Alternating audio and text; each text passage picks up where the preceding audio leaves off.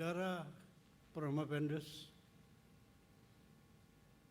sidang akademik Universitas Pelita Harapan yang saat ini berlangsung dalam rangka ujian promosi doktor akan mengajukan pertanyaan atas disertasi saudara yang berjudul Disharmoni Hukum dalam Regulasi Proses Penyidikan TPPU di Indonesia.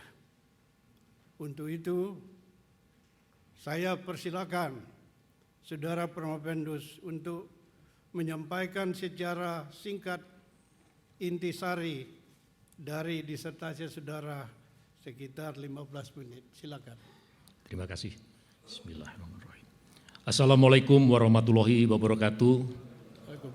Salam sejahtera bagi kita semuanya. Yang terhormat Rektor Universitas Pelita Harapan, Dr. Honoris Causa Jonathan Limbong Parapak, Master of Engineering Science. Yang saya hormati Profesor Dr. Indrianto Seno Haji SHMH selaku promotor, Associate Profesor Dr. Henry Sulistyo Buti SHLMM selaku co-promotor. Yang saya hormati para oponen ahli, Profesor Dr. Markus Priyo Gunarto SHM HUM, Profesor Dr. Oto Hasibuan SHMM, Profesor Dr. Paripurna SHM HUM LLM, Dr. Feliana Tanaya SHMH, Dr. Asep Iwan Irawan SHMH. Promotor yang saya hormati, perkenankan saya Arif Sulistianto, mahasiswa Doktor Ilmu Hukum Universitas Pelita Harapan, menyampaikan secara singkat ringkasan disertasi saya dengan judul Disharmoni Hukum dalam Regulasi Proses Penyidikan Tindak Pidana Pencucian Uang atau TPPU di Indonesia sebagai berikut. Negara Kesatuan Republik Indonesia adalah negara berdasarkan hukum. Sesuai teori kedaulatan hukum, hukum ditempatkan sebagai sumber kekuasaan untuk mengatur seluruh aspek kehidupan. Hukum menjadi pedoman, panduan, dan tuntunan dalam penyelenggaraan negara, baik dalam penataan kelembagaan maupun operasionalisasi tugas, fungsi, dan wewenang yang diembannya. Demikian pula pengaturan relasi antar lembaga negara dengan rakyat yang sepenuhnya didasarkan pada hukum dan perundang-undangan. Perkembangan teknologi informasi dan komunikasi memacu kemajuan kehidupan, di satu sisi memberikan manfaat yang cukup besar, tetapi di sisi lain juga memberikan dampak yang dapat merugikan kehidupan masyarakat itu sendiri. Salah satu dampak negatif yang terjadi adalah berkembangnya kejahatan dengan berbagai modus yang semakin canggih karena memanfaatkan teknologi informasi, sulit dideteksi dan melintasi batas wilayah negara, serta menimbulkan kerugian yang cukup besar. Para pelaku kejahatan akan menyamarkan harta hasil kejahatan dengan berbagai cara agar harta yang bersumber dari kejahatan atau dirty money tersebut menjadi seolah-olah dari sumber resmi dengan cara penempatan atau placement, pemisahan atau layering, dan penggabungan atau integration.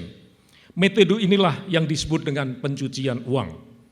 Pencucian uang telah menimbulkan dampak negatif terhadap tatanan kehidupan masyarakat dan sistem perekonomian dan keuangan masyarakat. Pencucian uang yang marak akan dapat mengganggu kegiatan sektor swasta yang syah, merongrong integritas pasar keuangan, serta dapat menghilangkan kendali pemerintah terhadap kebijakan ekonominya.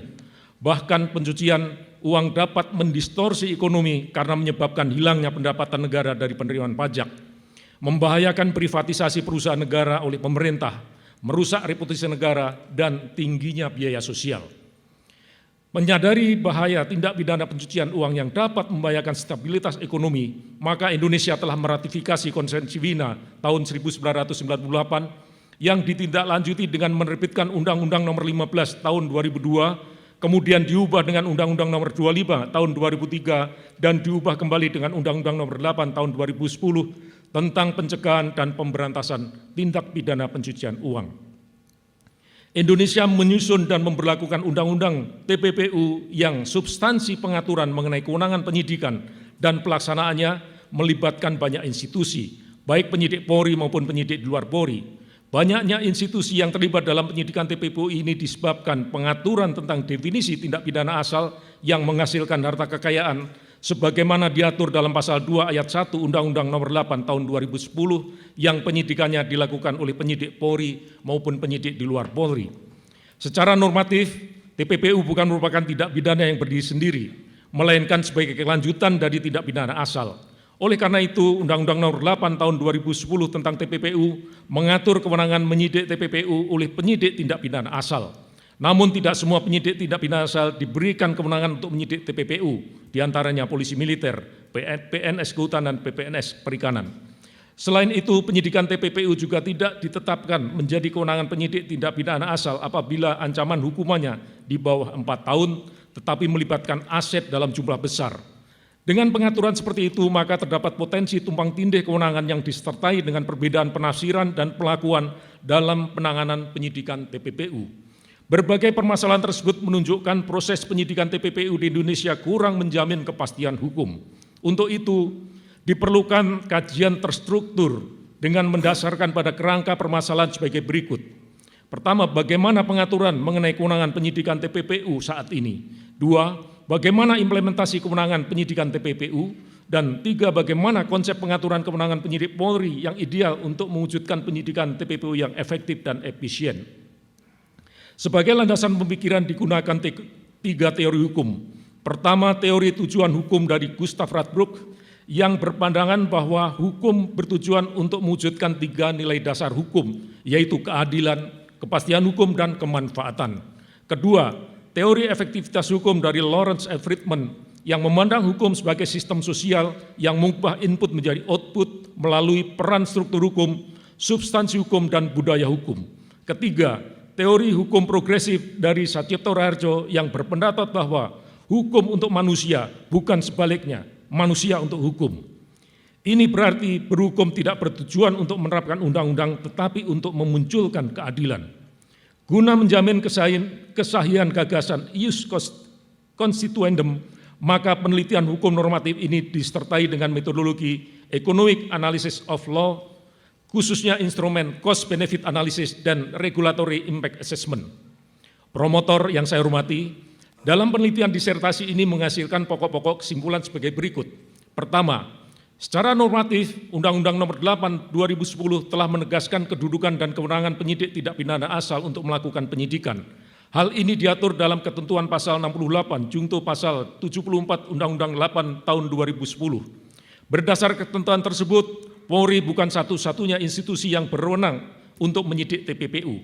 Proses penyidikan TPPU oleh Polri memiliki kaitan dengan kewenangan PPATK yang menilai ada tidaknya indikasi praktik pencucian uang. Kajian yuridis normatif mengindikasikan bahwa pengaturan mengenai kewenangan penyidikan TPPU memiliki kelemahan karena tidak adanya kewajiban penyidik tindak pidana asal untuk melakukan penyidikan TPPU. Tidak adanya pengaturan yang jelas mengenai pola dan hubungan tata kerja antara penyidik Polri dengan penyidik tindak pidana asal lainnya. Tidak jelasnya pengaturan mengenai koordinasi antar institusi penyidik di lingkungan internal Polri. Tidak adanya pedoman atau panduan pembinaan dan pengembangan profesionalitas, integritas, dan moralitas penyidik. Selain itu terdapat disharmoni pengaturan mengenai kewenangan penyidik PPNS bagaimana diatur dalam KUHAP dan Keputusan Menteri Kehakiman nomor M04/BW0703 tahun 1984 dengan Undang-Undang Kepabeanan dan Undang-Undang Cukai yang juga menimbulkan ketidakpastian hukum, terutama terkait dengan kewenangan beberapa institusi penyidik tindak pidana asal untuk melakukan penahanan. Dalam kaitan ini, putusan Mahkamah Konstitusi nomor 15 PUU Romawi 19 2021 telah secara tegas dan jelas memberikan kepastian hukum karena seluruh institusi penyidik tindak pidana asal dinyatakan dapat melakukan penyidikan TPPU selama tindak pidana asal yang ditangani sesuai dengan ketentuan pasal 2 Undang-Undang Nomor 8 Tahun 2010. Sejalan dengan itu diperlukan pengaturan yang jelas mengenai koordinasi antar institusi penyidik, terutama untuk mencegah penonjolan sikap ego sektoral dan perbedaan penafsiran hukum dalam proses penyidikan TPPU. Kesimpulan kedua, analisis terhadap implementasi kewenangan penyidik Polri dalam penyidikan TPPU pada kasus Insinyur Heru Sulastiono, Bank Senturi, dan Laborasi Torus menunjukkan bahwa setiap perkara memiliki karakteristik dan tingkat kesulitan yang berbeda. Hal ini disertai dengan banyaknya praktek TPPU yang melibatkan berbagai bentuk penyiasatan seperti penempatan dana, placement, dengan memecah jumlah uang tunai ke dalam jumlah kecil. Selain itu, pemisahan atau pelapisan atau layering untuk memutus hubungan uang hasil tidak pidana dari sumbernya, serta penggabungan atau integration yang dilakukan setelah uang tersebut menjadi halal. Dalam praktik, terdapat banyak kendala yang dihadapi penyidik, diantaranya banyaknya alat bukti yang harus dicari, ditemukan, dan dianalisis. Luasnya wilayah penyidikan yang menjadi locus delicti, resistensi dari institusi yang terkait dengan tindak pidana, saksi dan tersangka yang masih dalam pencarian dan berstatus DPO. Adanya upaya-upaya untuk menggagalkan penyidikan, baik dari dalam maupun luar institusi penyidik. Adanya perbedaan pendapat atau penafsiran hukum dengan institusi penegak hukum lain. Berbagai hambatan tersebut membutuhkan integritas, moralitas, dan profesionalisme tinggi penyidik dalam menyikapinya. Integritas, moralitas, dan profesionalitas penyidik sangat dibutuhkan dalam menghadapi situasi di lapangan, terutama untuk mengatasi segala tantangan, hambatan, dan gangguan. Faktanya, kapasitas dan kapabilitas penyidik secara umum masih belum sepenuhnya memadai untuk menangani kompleksitas perkara, khususnya yang berkaitan dengan penerapan hukum dalam mengurai perbuatan tersangka, analisis transaksi keuangan, komunikasi dan interogasi terhadap pihak-pihak yang terlibat, komunikasi dan adaptasi dengan pihak-pihak lain guna mengatasi hambatan dan kendala. Selain itu, pengendalian dan pengawasan juga diperlukan untuk mendukung kelangsungan penyidikan, khususnya dalam menyidik dugaan tindak pidana pencucian uang yang melibatkan tersangka dengan koneksi dan kekuatan ekonomi yang besar. Kesimpulan ketiga, berdasarkan analisis yuridis normatif dan yuridis empiris, ditemukan adanya persoalan hukum dalam pengaturan mengenai kewenangan penyidik dari institusi Polri maupun penyidik di luar Polri dalam menyidik TPPU. Di antaranya yang penting adalah kewenangan penyidik PPNS yang tidak tepat melakukan penangkapan dan penahanan. Ketentuan tersebut tidak sesuai dengan Undang-Undang Kepabeanan dan Undang-Undang Cukai. Pada aspek struktur hukum, terdapat tumpang tindih kewenangan yang disertai dengan sikap ego sektoral serta perbedaan penafsiran sejumlah ketentuan hukum dalam penanganan kasus TPPU. Kondisi tersebut berdampak pada lemahnya kepastian hukum. Pada aspek budaya hukum, beberapa faktor influensial lain yang mendorong timbulnya masalah adalah kurangnya pemahaman hukum di kalangan aparat penyidik, kecenderungan personel penyidik untuk lebih memprioritaskan target kinerja institusinya, minimnya upaya konkret untuk menindaklanjuti berbagai arahan, instruksi, dan himbauan. Penggunaan metode CBA terhadap masalah pada aspek substansi, struktur, dan budaya hukum tersebut menghasilkan kesimpulan bahwa masalah ketidakpastian hukum dalam penyidikan TPPU oleh penyidik tindak pidana asal telah menimbulkan inefisiensi. Hal tersebut tidak mengganggu kinerja penegakan hukum, tetapi hal tersebut tidak hanya mengganggu kinerja penegakan hukum, tapi juga merugikan kepentingan masyarakat. Oleh karena itu dibutuhkan kebijakan untuk menata kembali pengaturan mengenai kewenangan dalam menyidik tindak pidana pencucian uang. Pada aspek instrumen hukum diperlukan penyempurnaan substansi yang meliputi kejelasan pengaturan mengenai kewenangan, tugas dan fungsi penyidik tindak pidana asal dalam Undang-Undang TPPU, penguatan koordinasi dan tata kerja antara penyidik Polri dengan penyidik tindak pidana asal dalam penyidikan TPPU, penegasan kewajiban penyidik tindak pidana asal untuk menyidik TPPU yang berada dalam lingkup kewenangannya. Pada aspek institusional dibutuhkan penataan kelembagaan untuk menghilangkan sekat-sekat teknis operasional serta mencegah timbulnya ego sektoral antara penyidik Polri dan institusi penyidik tindak pidana asal. Di samping itu dibutuhkan juga peraturan manajemen penyidikan yang efektif dan efisien dengan tetap berorientasi pada nilai kemanfaatan, kepastian hukum, dan keadilan.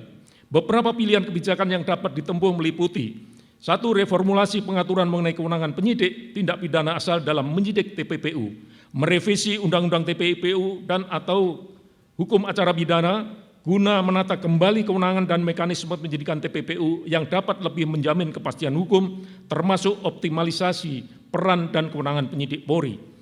3. Meningkatkan kapasitas dan kapabilitas personel penyidik tindak pidana asal dan penyidik Polri. 4. Mengembangkan mekanisme pengawasan dan pengendalian penyidik untuk mencegah penyimpangan dalam proses penyidikan TPPU. Hasil analisis RIA ex ante menunjukkan bahwa kebijakan tersebut sebaiknya dipilih dan diberlakukan secara menyeluruh pada setiap aspek sistem hukum, yakni substansi hukum, struktur hukum, dan budaya hukum. Dalam kaitan ini, pelaksanaan kebijakan secara terbatas tidak akan mampu mewujudkan manajemen penyidikan yang utuh dan komprehensif yang berorientasi pada nilai kemanfaatan, kepastian hukum, dan keadilan. Berdasarkan pokok-pokok temuan hasil penelitian di atas, Promovendus menyampaikan beberapa saran konkret sebagai berikut.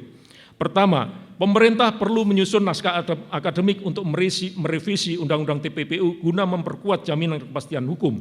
Arahnya untuk menegaskan ketentuan tentang kedudukan dan kewenangan institusi Polri sebagai penyidik utama perkara TPPU. 2. Peran institusi penyidik tidak pidana di luar institusi Polri sebagai pendukung penyidik Polri dalam menyidik TPPU. 3. Kewajiban penyidik tidak pidana asal untuk melakukan penyidikan TPPU apabila terdapat indikasi terjadinya praktik pencucian uang. Kedua, merevisi Keputusan Menteri Kehakiman nomor M04/BW0703 tahun 1984 untuk menyelaraskan kewenangan penyidik tindak pidana asal di luar institusi Polri dalam menyidik dan menahan tersangka. Ketiga, merevisi Peraturan Kapolri nomor 6 tahun 2019 untuk memperjelas kewajiban penyidik Polri di luar subdit TPPU untuk berkoordinasi dengan subdit TPPU apabila laporan hasil penyidikan tidak pidana asal menunjukkan adanya indikasi praktik pencucian uang. 2. Mekanisme pengendalian dan pengawasan penyidikan yang efektif, efisien, transparan, dan akuntabel. 3. Kewajiban penyidik untuk menjamin kerahasiaan identitas pelapor mengenai adanya penyimpangan dalam proses penyidikan. 4. SOP tentang mekanisme dan standar penilaian kerja penyidikan TPPU. 5. Mekanisme pelaporan masyarakat dan internal institusi dalam hal terjadi dugaan penyimpangan yang dilakukan oleh penyidik Polri selama proses penyidikan TPPU. Keempat, menyusun program dan rencana kerja peningkatan kapasitas personel penyidik Polri dan penyidik tidak pidana asal dengan mengembangkan program pendidikan dan pelatihan bersama untuk menyamakan persepsi dan mengurangi sikap ekosektoral. Kelima, mengintensifkan pelaksanaan pengawasan dan pengendalian penyidikan TPPU di internal institusi Polri sesuai dengan ketentuan perundang-undangan. Terakhir, menyusun policy paper penanganan TPPU yang efektif dan efisien sebagai bahan Kapolri untuk mengusulkan langkah-langkah reformasi penyidikan TPPU kepada Presiden melalui Menko Polhukam. Demikian ringkasan pokok-pokok disertasi saya. Terima kasih. Wassalamualaikum warahmatullahi wabarakatuh.